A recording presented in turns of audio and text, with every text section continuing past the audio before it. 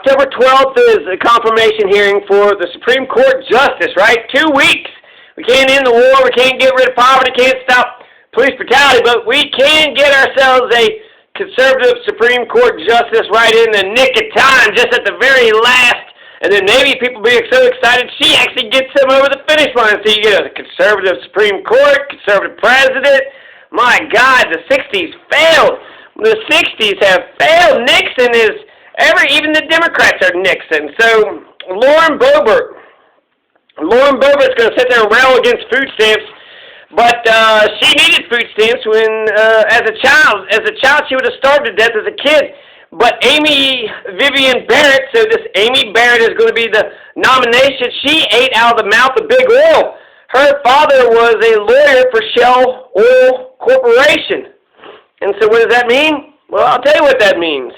That means she's had a silver spoon in her mouth her entire life. She's also been raised by big oil, by big corporation, big conservative, right-wing conservative. She never, basically, Amy Barrett is just Candace Owens in whiteface. So who is this, Amy Barrett? What is Amy Barrett all about? I just want to get a nice overview. So Amy Barrett is, she hates abortion. Amy Barrett, she wants to kill Obamacare, get the guns in the hands of felons. She wants to kill the right to privacy. So, yeah, she hates Roe v. Wade so much. She's going to make desperate women have to go into the alleyways with hangers to take care of, an unwanted pregnancy. But she hates Roe v. Wade so much that she's going to hate the right to privacy. It's not explicitly in the U.S. Constitution. She's originalist, not just a textualist, but originalist, just like Scalia. So the words on the page, the original, just like those slave owners intended. That's what those words on that page mean, just what those slave owners intended. And, that actually does make logical sense to be, a textualist, an originalist. If you don't like that, then let's rewrite the goddamn Constitution, which I'm totally fine with. It's got a lot of crazy shit in it. Yeah, it's an old, outdated document. We should rewrite it. We should rewrite it every 20 years, frankly. But she's, I'm pro-Second Amendment, but she's too pro-Second Amendment. She thinks that, if James Holmes or any of these Adam Lanza comes up out of the dead or whatever, if any of these felons ever come back, they still got a right to, I wonder if she thinks that they got a right to guns while they're in prison, too. But if James Holmes is ever released out of prison, James Holmes should never get his hands on a gun. James Holmes should never, ever get his hands on a gun. So who is she going to protect? She's going to protect, Donald Trump. She's going to protect the cops. The entire judicial system is, based upon the cops. She is going to protect the debt collectors and the telemarketers. She's going to protect the bureaucrats.